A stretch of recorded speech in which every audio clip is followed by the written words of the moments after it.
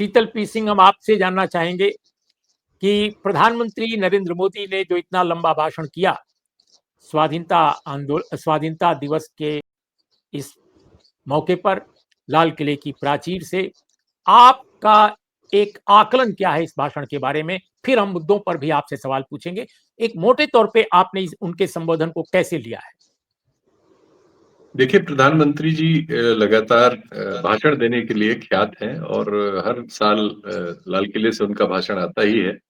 आपने सही बताया कि इस बार शायद उनके पुराने जितने भाषण हैं, अभी सब आकलन भी आ जाएगा कि उसमें सबसे लंबा भाषण उन्होंने दिया। लेकिन जो स्थितियाँ उनके चारों तरफ हैं, जिसमें से बहुत सारा उनका ही योगदान है उनको निर्मित करने में, वो इन भाषणों में कहीं परिलक्षित नहीं हुई। उनका कोई जवाब नहीं था। वही पुराने हमारे रिटोरिक्स जिन पर वो सत्ता में आए और जिनकी वजह से वो सत्ता में हैं, जिन्होंने इस देश को जो मैं अभी कुछ आंकड़े आपको बताऊंगा उनके अनुसार तो बहुत कठिनाइयों में डाल दिया है। हम एक सबसे बड़ी आबादी के देश हैं दुनिया में, हमारी एक साख रही है। हम आर्थिक रूप से बहुत पीछे रहे हैं, लेकिन हमारी एक साख थी, सामाजिक साख आप कह सकते हैं दुनिया के लिहाज से। वो इस समय सबसे लो स्तर पर है, सबसे निचले स्तर पर है दुनिया में।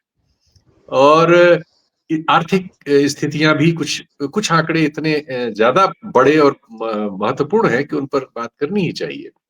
जैसे हमारी जो मैन्युफैक्चरिंग है, जो दुनिया में किसी भी देश के विकसित होने के लिए उसका आंकड़ा सबसे प्रमुख होता है, वो पिछले 25 सालों में सबसे निचले स्तर पर है।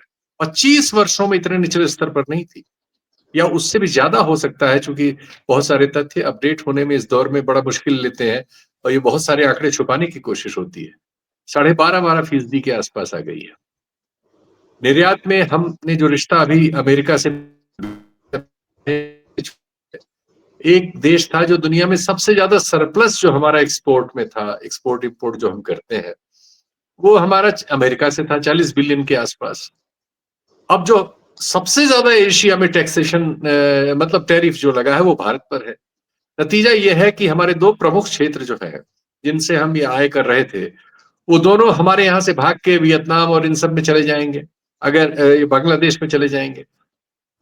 दूसरे, हमारी जो सामाजिक समस्याएं अपने देश में आंतरिक हैं, जिनमें से एक को हम हमेशा पाकिस्तान के ऊपर ले जाते हैं और पाकिस्तान हमारे ऊपर ले आता है, और दोनों देशों की राजनीति इसी पर दुर्भाग्यपूर्ण है कि एक लंबे समय से इसी के राशन पानी पे पल के एक दूसरे को उसने जमीन के नीचे डाल दिया। सारी दुनिया में एक सबसे बदतरीन खित्ता हमारे इस साउथ एशिया को बना दिया है लोगों, जो जिस पर सारी दुनिया मजाक करती है अपने लेवल पर। ट्रंप रोज मजाक ही करते हैं कि दो न्यूक्लियर पावर को हमने कान पकड़ के सीधा कर दिया और बैठा दिया और शांत कर दिया। ये मजाक क्यों हो रहा है? इसलिए कि इस मजाक के पात्र हम बने हुए हैं। हम इस परिस्थिति को सुलझाने में असफल हैं, और दुर्भाग्यपूर्ण है कि वर्तमान जो सत्ता है, चूंकि उसको सत्ता में आने के लिए सिर्फ उसके पास एक ही तर्क है, वो है मुसलमान, और मुसलमान है तो पाकिस्तान। तो वो सारी बातचीत उसी पर ले जाते हैं, और उन्होंने आज की बातचीत में भी जो डेमोग्राफी को लेके एक संस्थान बनाने और उसके बारे में बहुत तीर मारने की बात की, ये भी वहीं ले जा रही है। लेकिन हम मूल चीजों पर आए। बेरोजगारी पर आपने जो कहा, आप 11 साल से हैं, ऐतिहासिक बेरोजगारी का दौर है इस समय।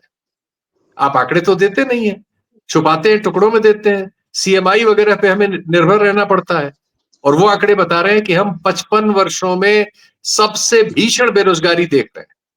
हमारे 38% लोगों ने तो अब रोजगार की तलाश करना बंद कर दिया है, जो रोजगार के बाजार के लायक है। इन आंकड़ों का उत्तर आपके भाषण में कहां है मोदी जी? आपने एक सपना दिखाया था जब आप चुनाव लड़ रहे थे कि 2 करोड़ लोगों को प्रतिवर्ष रोजगार देंगे। वो सपना भूल के अब आपने नया सपना देने की कोशिश की कि अगले साल से 3.5 करोड़ को दे देंगे। अरे कैसे देंगे आप? मैन्युफैक्चरिंग आपकी तबाह है। एक्सपोर्ट में सबसे बड़ा झटका अभी अमेरिका से लग रहा है। सिर्फ ये देश चल रहा है उन गरीब बच्चों की कमाई से, जो सऊदी अरब में, गल्फ में, अफ्रीका तक में, सारी दुनिया में अपनी कठिनाइयों से अपने घर का जेवर बेच के गए हुए हैं और कमा के अपना घर चलाने के लिए जो भेजते हैं। 138 बिलियन डॉलर आ रहा है उन गरीब लोगों की वजह से, दुनिया में सबसे ज्यादा। हमारे मजदूर कमा के भेज रहे हैं, जिनके लिए आपके पास कोई एक शब्द भी नहीं है पूरे भाषण में, जिनकी वजह से हम आज हमारा जो सो कॉल्ड बैलेंस है हार्ड करेंसी का, जिसपे आप पीठ ठोक लेते हैं कभी कभी, वो सब वो भेज रहा है। आपने क्या किया 11 साल में? उल्टा कर दिया है।